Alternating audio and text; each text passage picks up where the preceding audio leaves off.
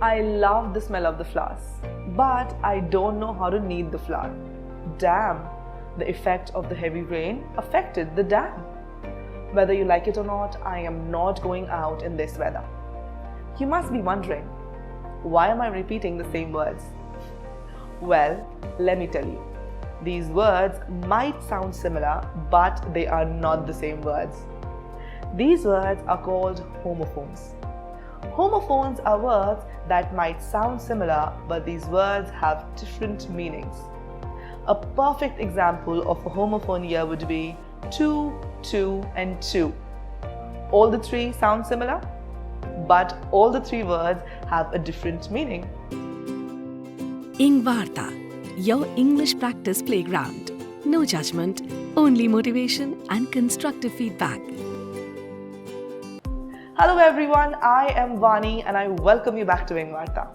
In today's lesson, I will be talking about 10 homophones, so that next time when you hear them, you don't get confused. So let's start with our first homophone. There and there. This is one of the most common pair of homophones.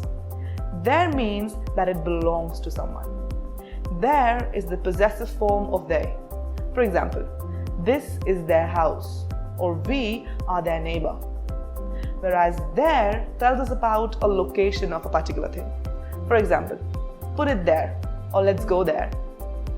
Moving on to our second homophone, affect and effect. Both the words sound similar, but both the words have a different meaning.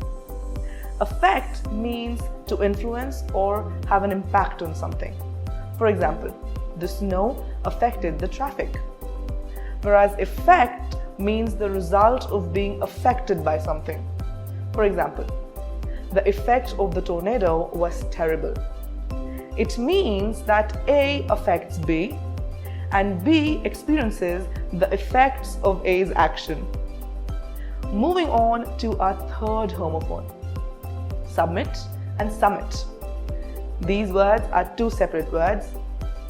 Submit means to yield or to give in to something. For example, you must submit your application before 1st January. The pronunciation is submit.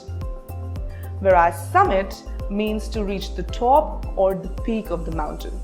The pronunciation is summit, and an example with summit would be, we hiked for 5 hours straight to reach the summit of the mountain.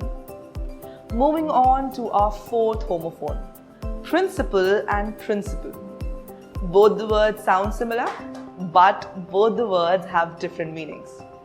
Principle is a rule or a guideline. For example, he is a man of principles, whereas principal is used for someone who is the head of an organization or the senior-most person in a group. For example, our principal is going to retire next month. Principal is also used for a sum of money that you invest, like you get an interest on a sum of money that you invest in the bank. Moving on to our fifth homophone, desert and desert. Desert is a hot, dry place like the Sahara Desert or Thar Desert, whereas dessert is a sweet that you eat after your meals. For example, cheesecake is my favorite dessert. Moving on to our sixth homophone, sight and sight. Sight is the ability to see. For example, I believe it was love at first sight, or I was frightened at the sight of the dog. Whereas sight is a location. For example, she went on a site visit for her project. Now moving on to our seventh homophone, stationary and stationary. Stationary has an A. It is an adjective used for a person or an object that is not moving or is in the same place. For example, the furniture is stationary and it is not easy to move it. Whereas stationery comes with an E. It is used for a collection of items like paper, rubber, colors, pencils, and various other schools and office items. For example, I have a huge collection of stationery items. Our eighth homophone is exceed and exceed. Exceed means to be larger or greater in quantity or to go beyond a limit. For example, 10 exceeds 5. Whereas exceed means to agree to a demand. For example, I acceded to his request. Another meaning of exceed is to enter into an office, a position. And now our 9th homophone is incite and incite. Incite means to encourage or persuade someone to act in a violent or unlawful way. For example, they pleaded not to incite any riots, or she was suspended to incite her classmate for acting against the teacher. Whereas insight is a deep understanding of a complicated problem. For example, she is a woman of great insight, or this book gives us great insight on human behavior. And now our 10th and our last homophone, whether and whether.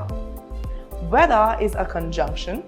It is used to express a doubt or a choice between alternatives. For example, I can't decide whether to order a pizza or a burger. Whereas weather is the state of the atmosphere of a particular place. For example, I love having coffee and donut in this weather, or I love this weather. So these were 10 homophones that we commonly used and also get confused with them while using them in our daily conversations.